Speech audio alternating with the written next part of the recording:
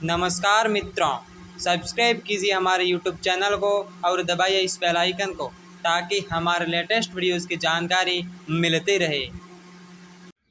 नमस्कार मित्रों, गायत्री क्लासेस के यूट्यूब चैनल पर आपका हार्दिक स्वागत है। आज अपन पढ़ेंगे हिंदी के अंतर्गत वाक्य विचार। इसमें अपन ने बात करें परिभाषा की तो वाक्य की परिभाषा हो जाएगी बिल्कुल आसान भाषा में जो अपन समझते हैं। तो इसकी परिभाषा ये हो जाएगी कि शब्दों के सार्थक समूह को वाक्य कहते हैं। अब देखिए, वाक्य अपन किसको कहेंगे? शब्दों के सार्थक समूह को। क्या होगा? शब्दों का सार्थक समूह, जिसका कोई ना कोई अर्थ निकलता हो। सार्थक का अर्थ होता है जिसका कोई अर्थ निकलता हो। तो शब्दों का समूह होगा जिसमें कोई ना कोई अर्थ निकलता होगा, उसे अपन वाक्य कहते हैं। जैसे बालक छत के ऊपर खड़ा है।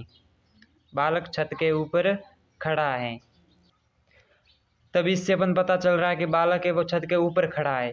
लेकिन इसका अगर क्रम बदल दिया जाए, शब्द वहीं रखेंगे और इसको विक्रम में इसके क्रम बदल देंगे तो इसका अर्थ का अनर्थ हो जाएगा। इसको अब क्रम बदलने पर क्या होता है?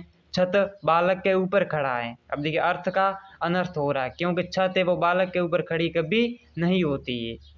तो ये क्या है कि शब्दों का सार्थक समूह होगा जो बिल्कुल क्रम के अनुसार होगा, जिससे अपन को कोई अर्थ प्रकट करता हो, जिससे अपन को कोई अर्थ समझ में आता हो। तो ऐसे शब्दों के समूह को अपन वाक्य कहेंगे, उसको वाक्य कहेंगे। अब वाक्य बनता किससे है? वाक्य के अंग होने चाहिए। तो इसमें पहला अंग होगा उद्देश्य और दूसरा अंग होगा वो होगा विधेय। अब अपन कहेंगे कि उद्देश्य किसे कहते हैं, तो उद्देश्य की परिभाषा जान लेते हैं कि वाक्य में जिसके संबंध में कुछ कहा जाता है। अब वाक्य है तो किसी न किसी के तो संबंध में होगा ही। तो जिसके भी संबंध में कुछ भी कहा जाता है उसे उद्देश्य कहते हैं। वाक्य में कर्ता ही उद्देश्य होता है। अगर दूसरे शब्दों में कहे तो जो करने वाला होता है, कर्ता होता है, काम को करने वाला होता है, वो कर्ता ही क्या होता है? उद्देश्य होता है।